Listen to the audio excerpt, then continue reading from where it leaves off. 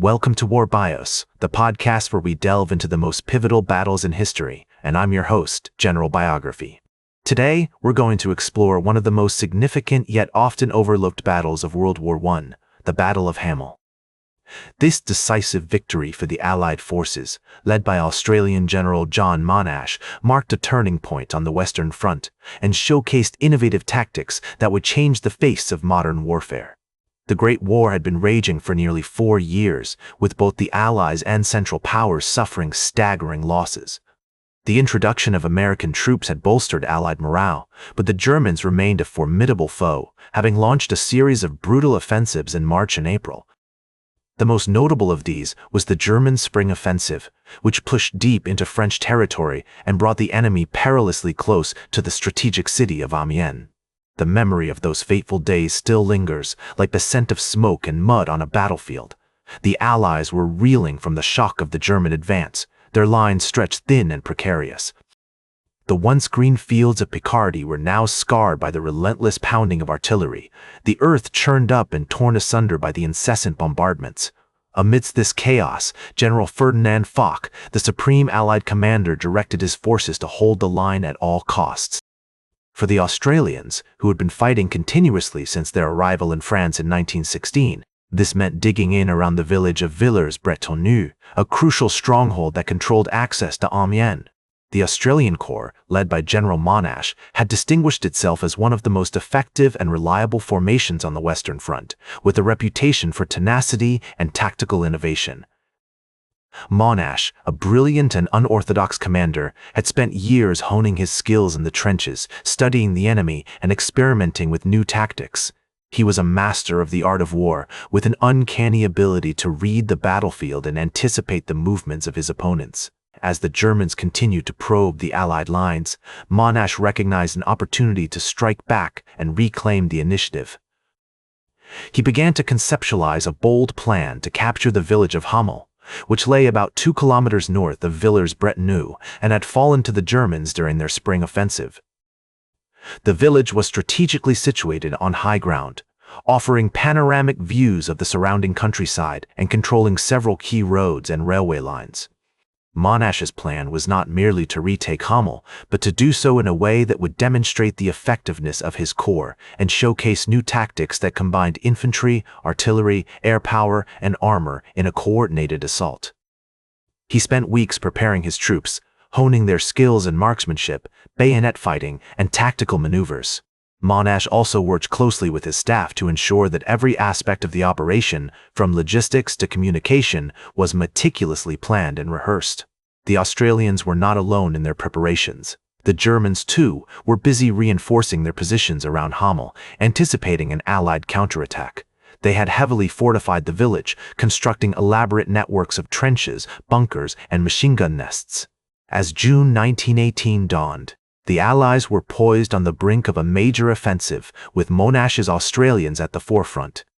The battle-scarred landscape around Villers-Bretonneux was about to become the backdrop for one of the most innovative and influential battles of the Great War. The fate of Amiens, and perhaps the entire Western Front, hung in the balance as the armies of Australia, Germany, and their respective allies prepared to clash in a maelstrom of steel and fire. As the days leading up to the battle ticked by, Monash's preparations reached a fever pitch, akin to a master conductor fine-tuning his orchestra for a grand symphony. On June 29, 1918, he issued his final orders, outlining a complex plan that would see his troops advance under the cover of darkness, supported by a creeping barrage and waves of aerial bombing. The Australians would move in 3 phases, with the first wave securing the outskirts of Hamel, the second wave pushing into the village itself, and the third wave mopping up any remaining German strongpoints. This meticulous planning was reminiscent of the great military strategists of history, who understood that victory often hinges on the subtle interplay between terrain, timing, and firepower. The night of July 34, 1918 was cool and overcast, with a light mist hanging over the battlefield like a mournful veil. The air was heavy with anticipation, as if the very fate of the war hung in the balance. At 3:10 a.m., the Australian artillery opened fire, unleashing a torrent of high explosive shells that ripped through the German lines with a deafening roar. The earth shook beneath the feet of the soldiers as the barrage lifted and the first wave of Australian troops moved forward, their bayonets glinting in the faint moonlight like 1,000 tiny stars. The Germans, caught off guard by the sudden onslaught, struggled to respond as the Australians swept across no man's land with a ferocity that belied their exhaustion. One of the most striking aspects of the battle was the use of tanks, which Monash had carefully integrated into his plan, like a chess player maneuvering his pieces for checkmate. 8 Mach-lift tanks, crewed by British tankers, rumbled forward alongside the Australian infantry, providing close support and crushing any German strongpoints that dared to resist. The tank steel behemoths moved through the village, their cannons blazing as they targeted enemy positions with ruthless efficiency. As the tanks moved through the village, they were accompanied by teams of Australian engineers, who worked tirelessly to clear mines and repair damaged roads, their sweat-drenched faces illuminated only by the faint glow of their lanterns. As the Australian troops secured the village of Hamel, they began to mop up any remaining German strongpoints, a task that proved to be more challenging than expected. The Germans, although caught off guard by the initial assault, had regrouped and were now putting up fierce resistance in the outskirts of the village. The Australians, however, remained undeterred, using their tanks and artillery to blast through the enemy lines and secure key positions. Cratered fields, shattered buildings, and the acrid smell of smoke and sweat hung in the air, a potent reminder of the human cost of war. As the Australians methodically cleared the village, they encountered pockets of desperate German soldiers who fought with a tenacity born of desperation.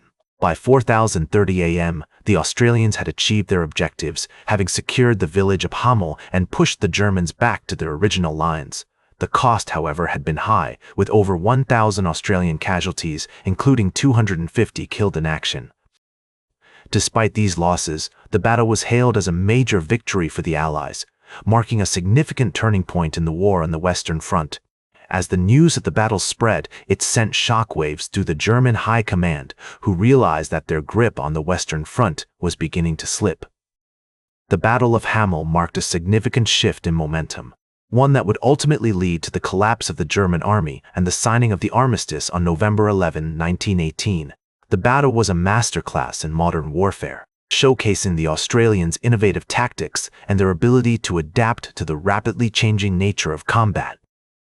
The use of tanks, air support, and coordinated artillery fire had proven to be a winning combination, one that would be studied by military strategists for generations to come.